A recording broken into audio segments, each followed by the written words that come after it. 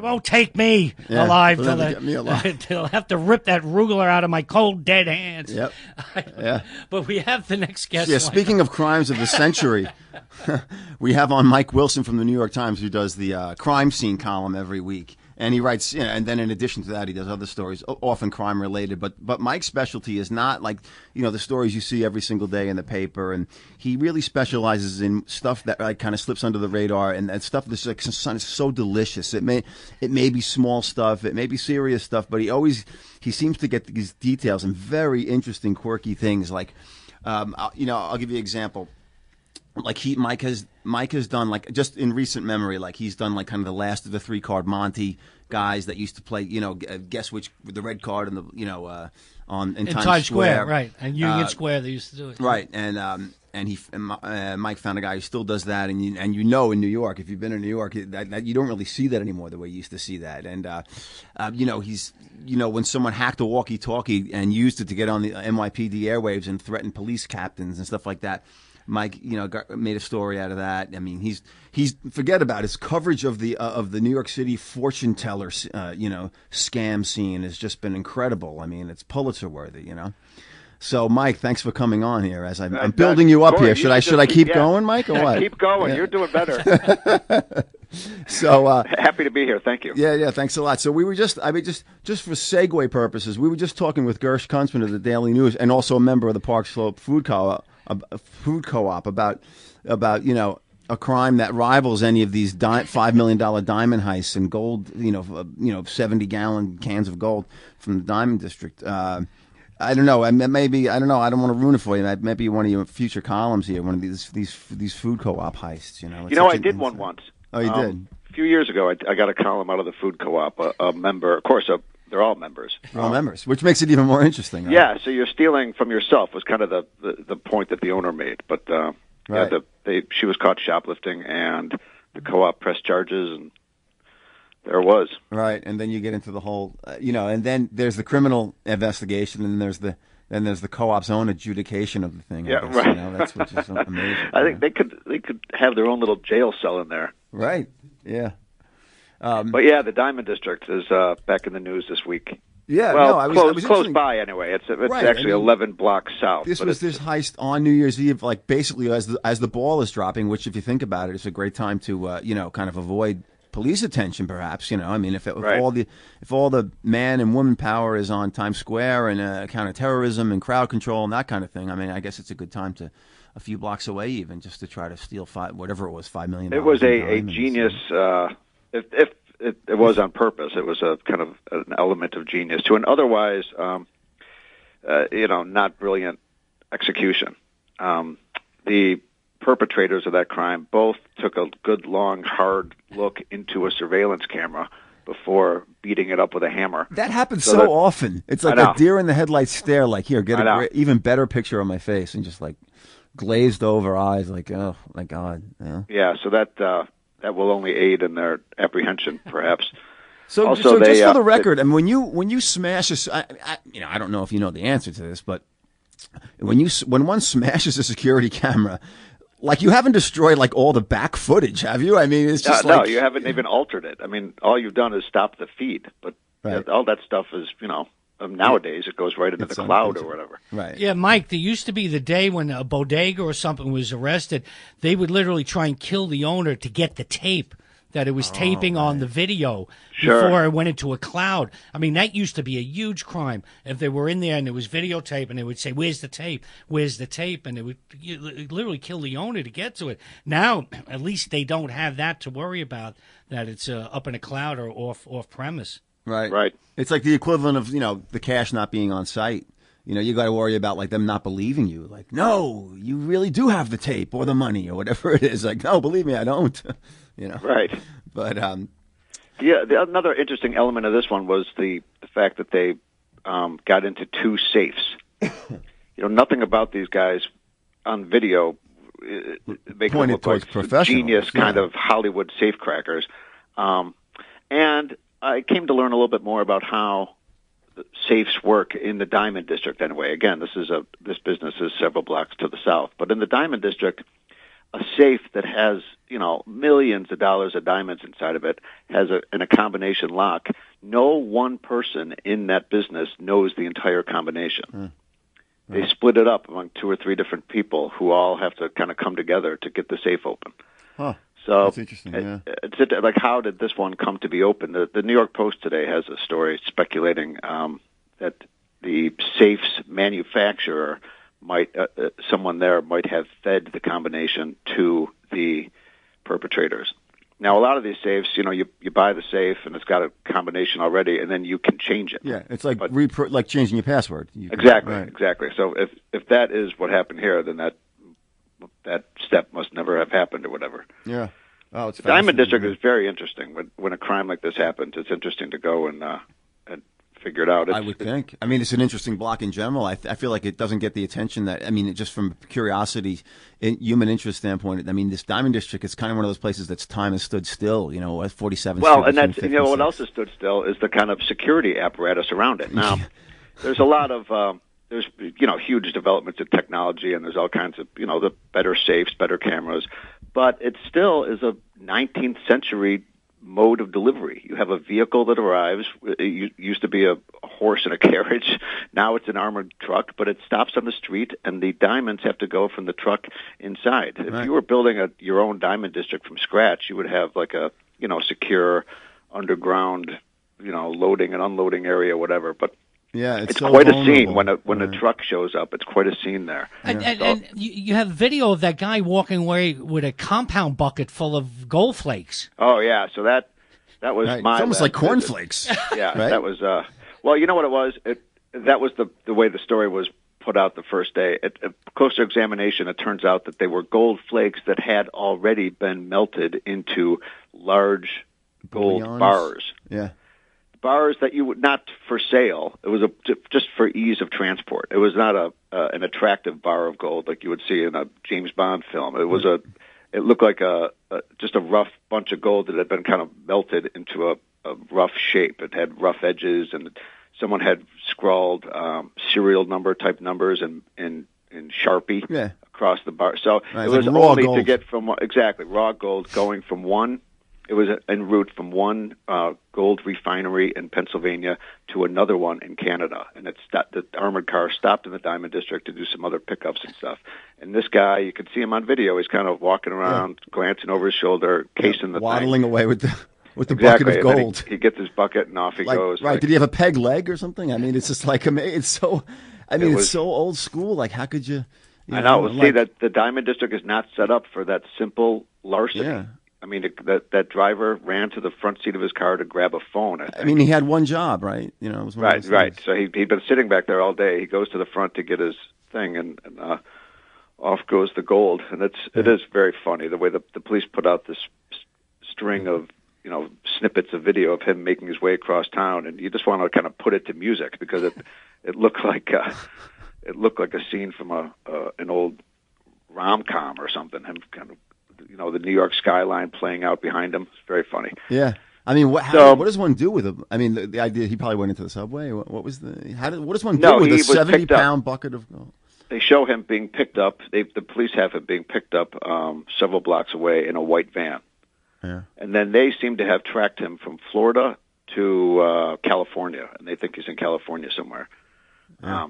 What he can do with that gold, I don't know. It's in a way, gold there's no is easier serial to numbers. get rid of. Yeah, there's no serial numbers, so that's going to be a lot easier to get rid of than your boys on New Year's Eve. Right, diamonds. Right, yeah, diamonds. I guess could. They're all individually marked, and they've got the GIA numbering on it. And you can't melt them down. Right. No, you can't. You can't. Yeah.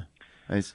Let me ask you about someone. Even listen. I work with you, and we even I as a reader, have the how does he get this kind of stuff? And obviously, you worked, we call it the shack, down at the press room at police headquarters to do, for years you did that, just covering covering the NYPD and crime in New York City. And before you kind of went into more specialty type of stuff with the column.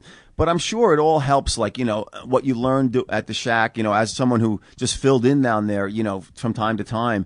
I felt that, as a newbie there, you sit down in that room where all the reporters sit, or at least did then, and you'd go up to the what we call DCPI, the Deputy Commissioner of Police Information, Public Information, and you try to get, if they have crime sheets giving you the basic bare bones of whatever the crime was or the shooting was or whatever it is, and you try to cajole and coax more details out of whoever it is working. It was such a kind of individualized type of thing. Like, they didn't just hand you the facts and you wrote the story. I mean, people had sources. Certain people were better than others at getting more details and stuff. But then you go from that to, I'm sure, since you have this specialty now, you probably have even better sources where guys have seen guys. I think of like I think of like you have all these numbers of retired detectives and that type of thing, because they can give you tips and tell you how certain things are worked, as far as cases. Unfortunately, our editors also think I have all these phone numbers. Well, I know everyone thinks it's easier than it is. But we'll talk a little bit about Wilson can find out what happened. I mean, you're not copying stories from all the. I mean, a lot of your stuff has never been reported anywhere else, and like. Do you get tips? I mean, how do you find this stuff? Or will you look for a detail further down in a more obvious story and then pursue it? I mean, just talk about how you get them and how you get info on them. I wish I got more tips. Although my last one was beautiful. Our colleague Nikita Stewart was in line at a butcher, and she overheard a manager at the Sam Ash music store regaling an acquaintance with the tale of having caught a thief trying to sell stolen guitars back to the store, and she got his business card and brought it right to me. And Mike, I wish that happened more often. Yeah, but go through that. So I love that story, particularly about the guy coming back. But tell our audience about that story about the theft. And then I didn't realize that Sam Adams is buying fencing Sam guitars Ash. Yeah, Sam Ash. Yeah. Sam Adams. Sam Ash Right. was they're not fencing guitars, but they are buying used guitars. They do. No, they have done that historically. Sam Ash buys and sells used guitars, and they've got a very highly trained staff that just knows guitars as well or better than the clientele, which is a real guitar kind of nerd culture, if you will. Right. We all know the type. If you've been in Sam Ash, it's those guys in the guitar section with long hair, like they're all like frustrated. Glam band frontman type of things. Yeah, and they're all just like wailing away, like finger tapping Eddie Van Halen demonstrations and stuff. So they. One of the managers there had told me a great story. He said, when a guy comes in with a guitar, before he opens the case, I like to say, "What do you got there?" And if he's got this real detailed answer about my Telecaster with an Esquire neck and with the special strings and whatnot, okay, great. If the guy says a guitar, then like little red flags go up. The seller doesn't know anything about this instrument that he's trying to sell. So this gentleman walks in a couple of months ago with a guitar and says, "My father bought it at an auction, and then he moved, so he left it to me. So I want to sell it." So fine, that's reasonable. So they look at the guitar. I guess they buy it. Now Sam Ash, they've got a real ritualized system. When they buy any musical instrument, they hang it up on the wall in an office for 15 days. That's the period of time that they give information about the instrument to the police, and the police, in the course of that 15 days, are expected to see if it's been reported stolen anywhere.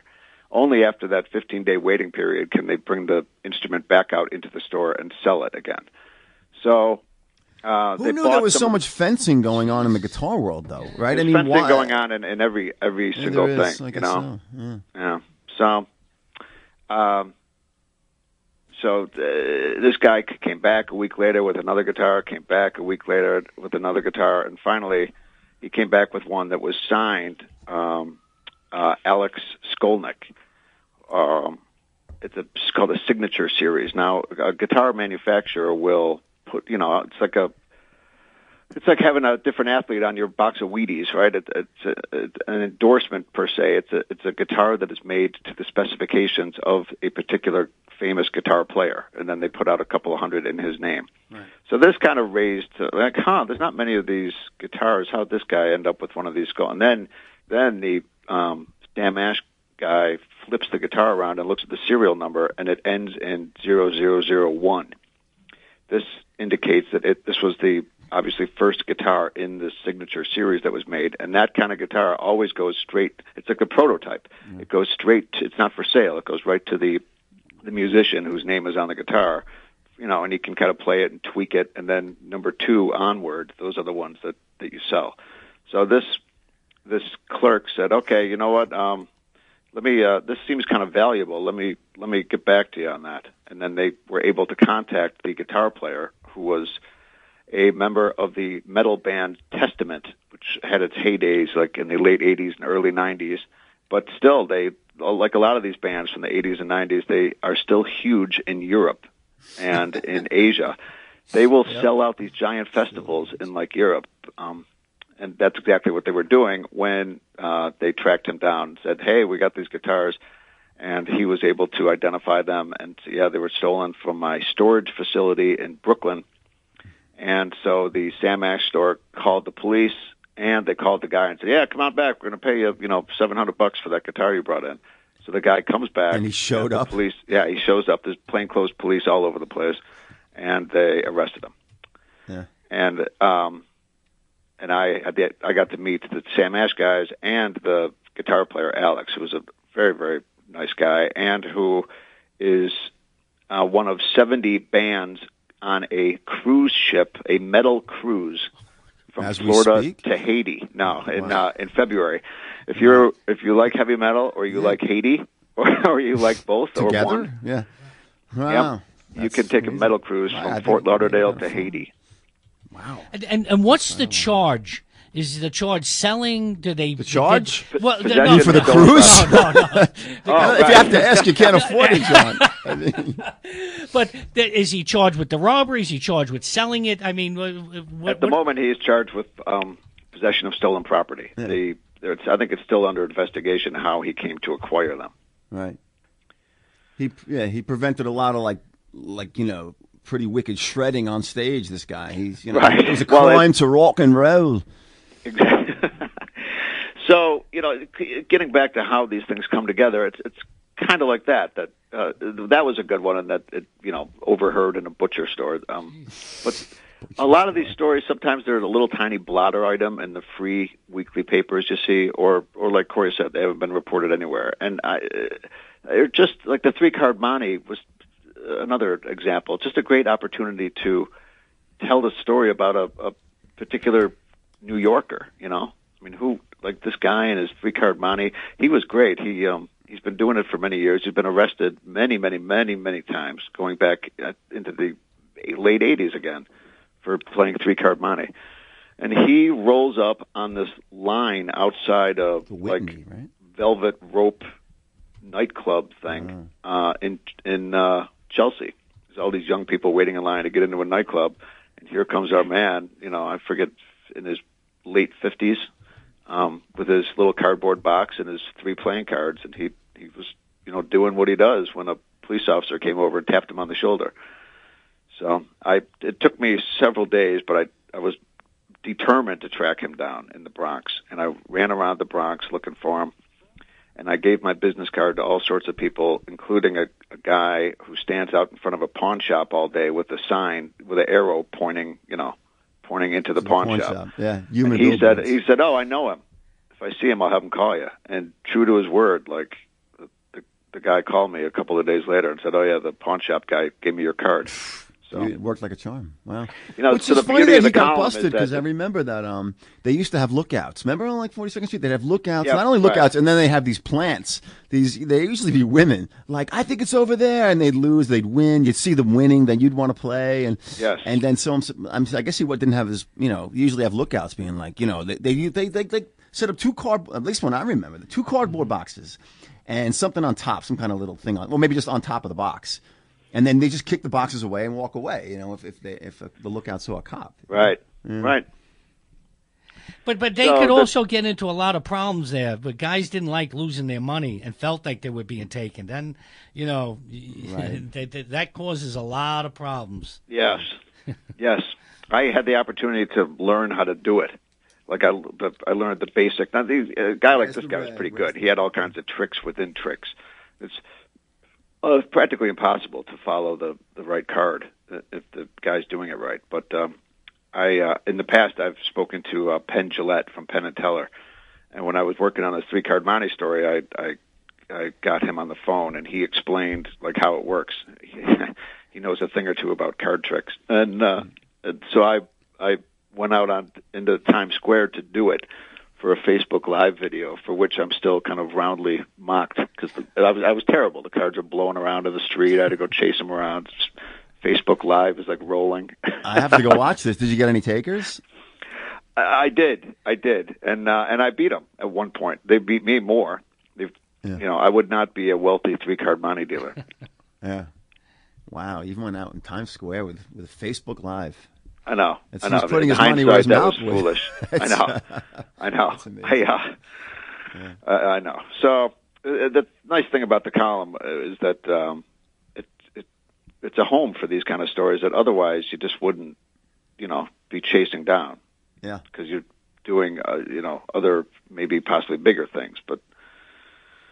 But let me ask you, insofar as if you're at liberty to say, but would you have, sometimes this isn't. I mean, sometimes you'll do a story on like an unsolved murder or a solved murder or something that's very heavy, and it'll make the PD look good. It'll make the cops look like investigators look like they did good work and they did, And would that help you down the road? Would you ever get a return? Like, you get the phone, maybe you get the ear of a detective, or maybe even the people upstairs at Police Plaza would say, okay, they trust you. They just want stories that make the department look good. And I would think it's actually to their credit. They're not that.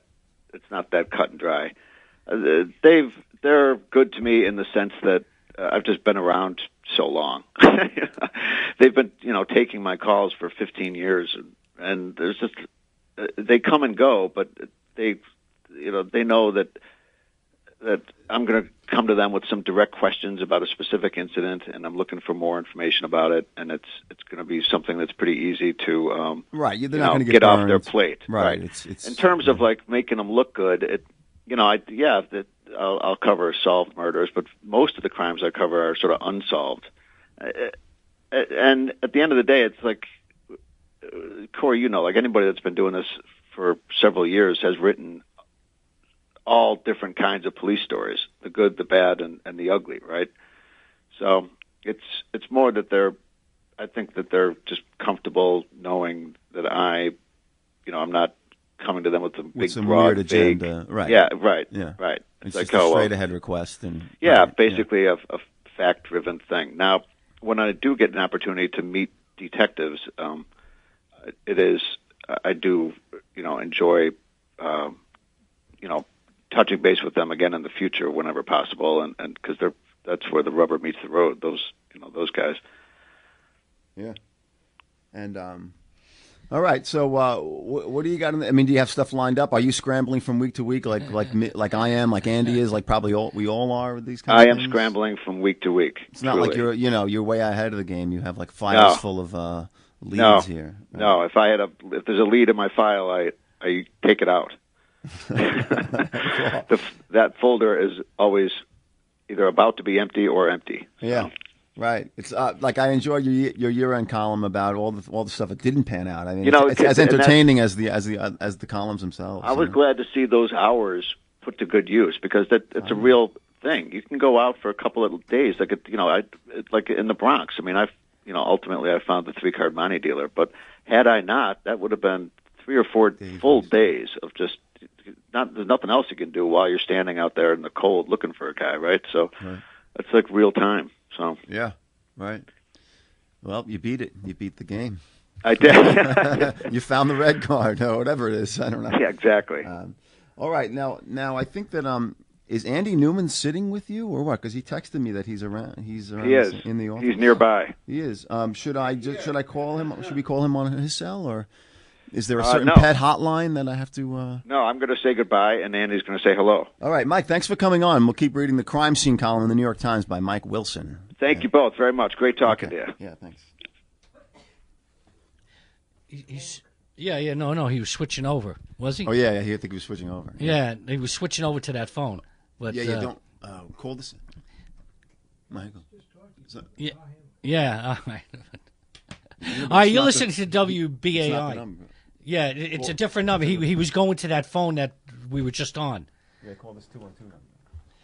You're listening to WBAI, and it's 11:30 here in New York City, and the amount of topics that we've been covering today has been unbelievable. All New York City type of stories. from The Mob to Stephen Fry to documentaries, even that documentary that we played there a little while ago. That was the best documentary of the year. And Corey, with his Rolodex, we always have people lined up, and I was fascinated by that Sam Ash story over there, because now they're over at 34th Street. They used to be down at it used to be Manny's, and then it was Sam Ash, and what was that, 46th Street, or one of the, it was a guitar. Yeah, I guess 48th Street. I think Rudy's and Sam Ash and Manny's, and that's all gone, man. Almost all gone. that whole block now is gone, and right. Maybe all their guitars got stolen. I don't know. No. They shifted over to 34th Street. I think the rents went up. But this was a guest we've had on last year, and it's right. a particular column that's in the New York Times. Right. This is Andy Newman. He does the pets column, and he always has some pretty entertaining stories about various animals that are kept domestically, usually in New York City. Andy, thanks for coming on. I knew you were right there with Mike, but somehow I got my lines crossed. Yeah. No problem. Yeah. Thank you for inviting me back. Yeah, of course. Anytime you want to come. People, like everyone says, even John said it to me yesterday, everybody loves pet stories. So, yes, and they're always enjoying your columns. I mean, the one on the Cockroach King was just, I don't know, John, if you saw, he did one on a gentleman in the Bronx who collects insects. And what insects? I mean, I'm talking about a cockroach that's a few inches long, and they crawl on there. He takes them out of the tank or whatever it is, and then he plays with them and that kind of thing. And Andy, just when I think that these things, I mean, how do you come up on this stuff? Now, this guy did actually get a little bit of attention for himself, right? Yeah, he was sort of a known entity. The best thing he had, unfortunately, it died a couple of months ago, so I didn't get to see it. He had a giant African millipede that he described as long as a man's forearm, and I didn't believe him. And I tell your listeners to look up a picture of a giant African millipede. It will freak you out. Really? Right. But I did get to meet his cockroaches and his tobacco hornworm caterpillars and some of his other menagerie members. Right. Now, do you have a particular affinity for this kind of stuff? I mean, some people are really I'm not really, but some people are really freaked out about, an ant or a termite or even a cockroach or that kind of thing. I mean, it depends on the setting and the context, but I mean, were you cool with this? Like, I saw a regular household cockroach in my kitchen a couple of nights ago, and I freaked out. So yeah, I'm just like a regular person when it comes to that. But when they're tame, and the bigger ones are actually less scary to me because you can see them, they move a lot slower, and they just look like animals. Like it was the size of a mouse, so I can deal with a mouse. Right. Did you pick any of them up? Or did you? Yeah, I had the roaches crawling on me. They're friendly. They're very curious. It was kind of like having a rat. Like when you have a rat and you sit it on your shoulder, rats are they're like they're very companionable. They're very curious about what you're up to. So giant cockroaches anyway are like that. Yeah, I mean, so we just listeners, it's no worse than a rat. Everybody, I mean, it's. No, I'm just, honestly, I've held, pet rats are great, and I've held them. Some people hate it, some people, I have no problem with it, but, so this guy was amazing that he actually kept this stuff. Now, you've talked about, certain animals that are, illegal to keep in New York, right? Right. So my latest mission is to find people who have, the city has this big list, that it, promulgated during the Giuliani administration of like 200 different animals that you cannot have in New York. Instead of just saying you can have a cat, a dog, a rat, and a hamster, and a snake or a lizard, but nothing else. They specifically mention like binturongs and hyraxes and just all these like completely obscure zoo animals. Sounds like Dr. Seuss species. It was like Dr. Seuss. So anyway, or Noah's Ark. It's a challenging story because if someone owns an animal that's not legal, they don't necessarily want to go running and opening up their door to a reporter to write about them because they don't want to get busted. So usually we hear about these things after they get busted, like the guy who has tigers in his apartment in Harlem, or someone has an alligator. So I've been trying to... This is like Crime Scene meets Pets, right? Crime Scene meets Pets, but I want to get them before that happens because I want to actually meet the animal while they're still at the person's house. So like a colleague here met a guy who promised that he kept a live lion in his house in Brooklyn. I've been like trying to get hold of the lion guy for months, every single lead keeps drying up. So the lion guy is old. A couple of weeks ago, someone posted on Facebook a picture of this woman walking a miniature horse around Soho. So I spent like a day walking around Soho showing people pictures of this horse. Some people who walk dogs, they're conscious of other animals. So a couple of people said, yeah, I've seen the woman with the horse, but she, no one knows where she lives or where the horse lives. I went to the store right in front of where the picture was taken, and I said, look, this is your store. Do you remember a woman walking a miniature horse by your store? And the guys in the store, it was like a fancy clothing store. They were just kind of like, open the door for me so I could leave again. Yeah. There's a pig. Even pigs are illegal, which, pot-bellied pigs were kind of a vogue animal for a while, but they too are on the banned list, I think. And, so someone, posted a picture of a pig that was being walked around in Stuyvesant Square, which is this little park in the East Village. Oh, yeah. So yesterday I went out in the rain trying to find the pig. I talked to the pig's upstairs neighbor who said the owners are out of town for a week or two. The housekeeper is walking the pig, which seems like a pretty cool job. Yeah. But I'm not going to get to talk to the pig this week either. So if any of your listeners has a tiger, a bear, an alligator, I promise I will keep them anonymous if they want that.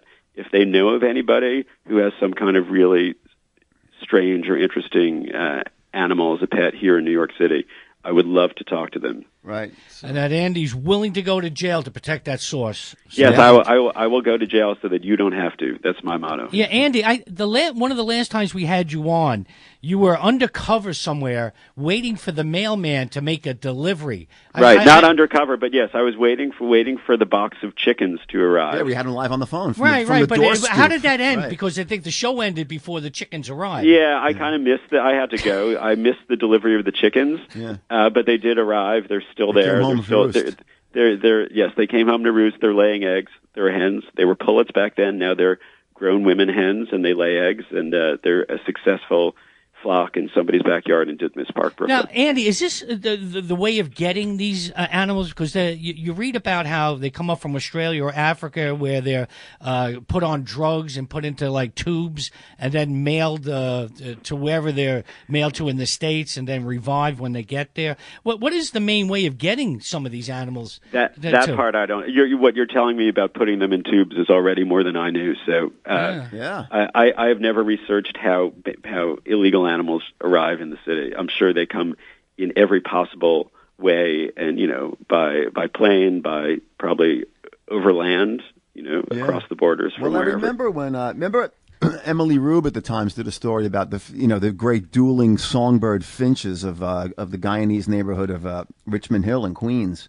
And I remember when working at the Queens Courthouse, a guy got busted coming through into Kennedy Airport, and they used to import from Guyana these really, I guess, great singing finches, and he had a cast on his leg, and he put the finch in the cast, and he was trying to sneak the finch past customs, and he got caught. And the things people do to get these, to get these birds in. Apparently, it's very big. It's very big. Well, it's worth it. You've heard of pit bull fights and cockfights, and then they have so sing-offs. It's an underground thing. There's no pet stores. Very underground. Yeah. All right, so we should can we open up the phones? Yeah, and if take anybody ideas? has a pet story, a mob story, a or Stephen Fry story. Well, what are you looking for specifically as well, Andy? In case they have. At this point, I'm looking. I'll take a cat or a dog story at this point. So, if you know of any interesting exotic illegal animals that anybody owns, like I said, I will not get you in trouble. I would love to talk to you about what it's like to own a giant monitor lizard or something. But yes, anything that's like a good yarn. I did one a couple of weeks ago about a dog that ran away and was gone for 3 days, and it was just simply about where this dog went because she kept getting seen in all these different neighborhoods. So the woman, the owner of the dog, was able to kind of like track her whereabouts. This dog like ran for miles and miles and miles around Brooklyn. Yeah. And any kind of story. It would be nice if it ended happily, but a lot of my stories seem to end with the animals dying, so I can handle that too. Right. So if you have a good pet story for Andy Newman of the New York Times, then call in. It's the number 347-335-9370. 0818. That's 347-335. This is big time here at BAI. We're going to open up the phone. We'll open up the phones. We have a call. No, don't use plural. The phone. The phone. I'm sorry. We're going to open up that phone. Right. And we have someone on, but the number is 347-335-0818.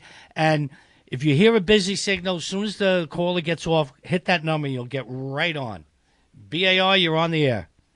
Hi, this is Jim from Williamsburg. About going on 5 years ago, I wanted to get a tarantula, right? Yeah. So I went anyway, I bought it online, and they brought it right to my door. It was Craigslist, right? So I got the whole deal. And after I got it, I found out that it was illegal, but I looked it up, but it never bothered me. So the point I'm getting at is that it's what they call it Chilean rose. It's a very popular pet now, but only in New York. I saw the whole list of animals. It's unbelievable. So anyhow, I never had any trouble. I feed her a couple of crickets a week or two, and that's it gets along fine. But I want to bring up one more thing about New York real quick. A lot of people don't realize this. At the juncture of Fifth Avenue and Broadway, across from Madison Square Park, there's an obelisk there. And buried adjacent or under that obelisk is William Jenkins Worth. Fort Worth, Texas is named after him, and he was a general in the Mexican War of 1848. Oh, there you go. And how did we get from tarantulas to him? But listen, why did you want a tarantula? That's really weird. You know what happened? One time I was next to my sink, and I saw a little spider, but it didn't look like the little thin ones with the thin legs. It looked like a thumbnail-sized thing that looked sort of like the structure of a fat tarantula, but it was thumbnail-sized. And when I saw it, I became like I just started getting hooked on it, and I ordered it. And the thing is, if you order them online, they want $35 for guaranteed live shipping overnight FedEx. So I went on Craigslist, and the guy he actually worked 4 blocks from my house. He brought me the whole 10-gallon fish tank with a clamp on screen, 2 water dishes, and a heat lamp, and the substrate for it to walk around on, and a few other things. The whole thing for $60 was worth about $200. Wow, Jim, how long did it live? I was going to say I thought he used it to exterminate the spiders in his kitchen. She's right here. She was 8 when I got her. She's going on 13. Wow, where do you live? In Williamsburg, in the Hasidic section. I'm not from the what you call the new guys. I'm actually an Orthodox Jew. Well, maybe we can talk after you get off the phone, and maybe I can come over and pat your tarantula. Yeah, how would we do well, you know what? I've actually never touched her. I just deal with a plastic salad spoon. Can we do that? Yeah. What's her name? My name is Jim. No. What's your tarantula's name? Oh, I tried a couple of names, and first I called her Pim for Poetry in Motion. And I tried. I just gave up. And no name seemed to really fit. I just call her Sweetheart. That's a good name. That's a good name. Yeah. So you don't let her crawl on you? Like I knew a 7-year-old kid who used to have a tarantula, and he would let it just crawl on his hand. He didn't seem like didn't think it was going to bite him. I saw people doing that, but I never did it. And by the way, speaking of cockroaches, so I have to go at the pet store to get 2 crickets for 35 cents. It's a big schlep for me, right? So a couple of times I saw a cockroach. I have a deep fiberglass laundry sink, right? So I saw one time I saw a cockroach and couldn't get out of there, so I put it in a coffee jar, and it saved me a trip to the pet store for 2 weeks. Wow. She ate a cockroach. I heard the crunch. Yum. I heard the crunch. There you go. Andy, I hope you're taking notes. I mean, yeah, I am taking notes. But do you guys have the means to have this gentleman get his number? And if you want to talk a little bit more when we're off the air, line. Jim, just stay on the line there. Me and Corey are going to talk, and Michael G is going to, as they say, get your number. That's the one thing here, Corey. When you do open up the phone lines, I just. The thought of having a tarantula in the house and feeding it cockroaches or feeding it whatever, I mean, it's just, I don't know. And you read things like there is something that's hardwired in your brain. Like they said, someone who's never seen a snake in his life, when they would see a snake, automatically there's a fear factor that's coming into it. So, Michael G, no good? He didn't want to do it. No, that's Andy, that's the one Andy, that got away. Yeah. He didn't want me to come over and feed his tarantula cockroaches. I was going to say, first time's a charm, but this guy didn't want to do it. Yeah. Right. There are plenty. So tarantulas are, there are a lot of people who have tarantulas. I can find more of those. Yeah. Even like iguanas, which are a really, really common pet, they happen to be illegal too. Yeah. Yeah. So we got another Crazy. caller on? Yeah. Well, the number here is 347-335-0818. You'll get a busy signal right now, but as soon as that person hangs up, bang, you're in. WBAI, you're on the air. Hello, caller. Hi, my name is Lindsay. I'm from Suffolk, New Jersey, but I'm part of a group that talks to people about wallabies. And I know for a fact that there are 3 wallabies living in a New York City apartment. Oh, my God. What? Stop the presses! Seriously. Yeah, if you go on the Wallaby Forum on Yahoo homepage, you look up Wallaby Group. And if you go on there, you can talk to those people, and they'll direct you to who it is. Well, I'll be darned. So those people, I would imagine, well, if I was a wallaby owner, I would be trying to keep it very much on the down low because, I mean, wouldn't your downstairs neighbors hear the jumping and the jumping and the jumping? Absolutely. Wow. So you're a wallaby person yourself? Yeah, I was up until a year ago. I used to do healing touch programs with them. Wow. What happens? Are they really good as therapy animals? They're excellent because you can carry them around and they can be held by lots of other people. So it kind of touches. You can carry them around. They're not like the size of a kangaroo. Oh, in your pouch. No, a wallaby is about a 35-pound miniature kangaroo, basically. Oh, I got to get one. I didn't realize that. And I think that the lady that has the 3 may actually even have an albino one. Wow. That's like a triple word score. Oh, that's we've just bumped you up to the front page. Right. This is like Whoa. a overload. And I'm sorry. So it's a Yahoo group? Yes, it's called the Yahoo Wallaby Forum. Well, that's not too hard to find. Yeah. I mean, and you're in New Jersey, right? I'm in New Jersey. Yes. Where in New Jersey are you? I was in Sussex with my wallaby. A lovely town for a wallaby. Exactly. But we used to do the Vernon Senior Center. We went in there and we let them touch the wallaby. I've been in West Milford doing preschools with the wallaby. But I know because there's a big community of us that if you go on that website, you'll find them. Right. Okay. Well, thank you. That sounds very promising. That's great. You just okay. hit Enjoy. the Have a good one, guys. pet owners. Just forget about One Police Plaza. Wait, what are you let's talking just about? The pause. shack. Let's This just is the pause. pet shack. Let's just pause for a moment here. I mean, listeners, you are hearing like New York Times journalists in action debriefing wallaby owners. It's just amazing, right? In real time. Well, from New Jersey to Williamsburg, the number is 347-335-0818. Who knew? Who among you? I know. I mean, who knew that they would have stories like that and people then. Always the question is that person that has the 3 wallabies here in Manhattan, how did they get them and how did they get into the city? The transport of that, I have no doubt, is illegal coming out of Australia. But the number here, we only have about 5 more minutes, 347-335-0818. If you have a pet story or any other New York City type of story, because we do have the crime reporter listening, we're all geared up for any type of story that's out there. Right. Andy, are you still on, by the way? I can't hear you. Can you hear me? Oh, yeah, we can hear you. Yeah. Okay. Yeah, I mean, I can hear you. So obviously, because I answered the question. But the thing I want to know about the wallabies, not just how they got in the city, but like, what do you have to take them? You can't leave them in your apartment all day long. You walk down the street with 3 wallabies, like, and one of them an albino. Like, isn't that someone's going to stop you? You would think, but maybe not. Maybe New York really is the kind of city where you can walk down the street with an albino wallaby and nobody will even bat an eye. Right. Yeah, well, I mean, with everybody with their cameras now, somebody would have posted that You would somewhere. That would have come up, and we have.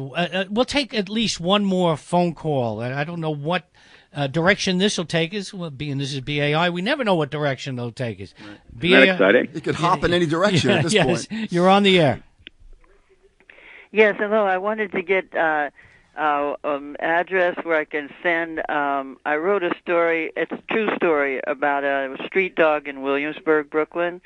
It's a very heroic dog story, and I'd like to send it to him to memorialize this wonderful dog, street dog. Where could I send that? Does he have an email or something? Yeah, so you can send it. Just send it to petcity@nytimes.com. That's the name of the column.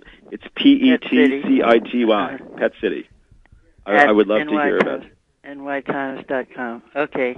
Yeah. All right. Thank you. But listen, what did the dog do in Williamsburg?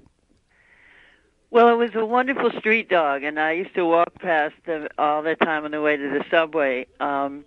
And everybody loved this wonderful dog. I mean, he was just kind of like a kind of husky sort of type, and he played in the play. The kids loved him. There was a school nearby, elementary school, and the kids played with him.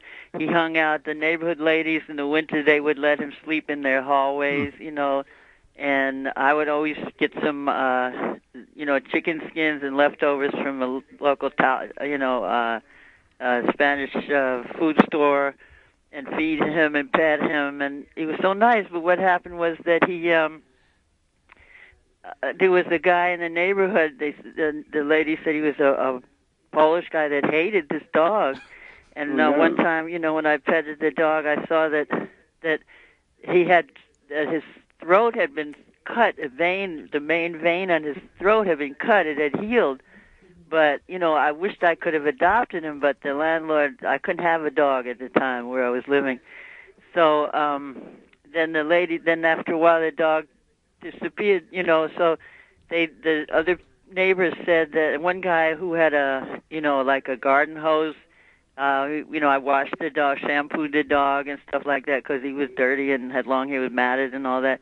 And he said that this Polish guy had taken him way out to Long Island, in Long Island somewhere to get rid of him. I don't know why this guy hated the dog, and about 2 weeks later, the dog came back, had walked all the way back, was all bedraggled and tired, and made it all the way back to this neighborhood, which is like around, Metropolitan South 2nd, right around that area, and made it back. And then about a few months later, the dog disappeared, and then the guy said that this evil person had beat the dog and thrown him in his trunk and just probably killed the dog, and jeez. I wrote up this long story, talking it because it was such a wonderful, friendly dog. I mean, everybody else loved him, and it just was sad. Wow. Are you a writer, or did this really get to you? You want to express it?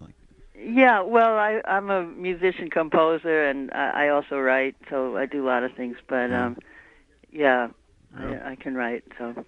I'd like to send that along. Well, I wish we could start something in Williamsburg to find a Polish guy, put him in the trunk, and take him somewhere, and drop him back. Me we'll too. See if he makes it back. Yeah, right. Yeah. Well, listen. Thanks for calling. Yeah. Right. Yeah, I'll send that along, and we'll get this to memorial. Because animals are heroes too, and heroes. So. Yeah, here. That's it. Yeah. You want to take another? You know what? We might take one more phone call if they can make it quick at 347-335-0818, because we have to be off in about 2 or 3 more minutes. I wanted to make a couple of announcements. But you'd have to call in, whoever's out there with a pet story. Just remember, you can still email Andy at petcity@newyorktimes.com. We have 2 shakes of a lamb's tail. Well, listen, it looks like nothing is coming. We're all petted out. But I just wanted to remind